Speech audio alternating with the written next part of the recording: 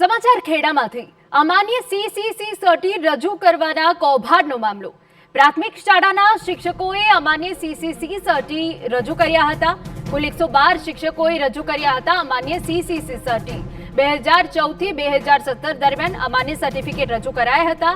86 શિક્ષકો પાસેથી વધારાનો પગાર તફાવત રિકવર કરાયો। શિક્ષક દીઠ 5 થી 13 લાખ સુધીની રકમ વસૂલ કરવામાં આવી। નિવૃત્ત થયેલા 23 શિક્ષક પાસેથી રિકવરી કરવાની બાકી।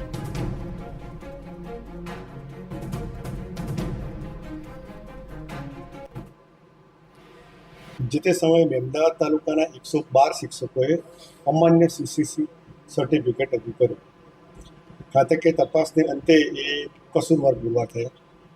એમાંથી 11 જેટલા શિક્ષકો એવા છે જેમણે હજુ સુધી કોઈ નાણાકીય લાભ લીધો નથી।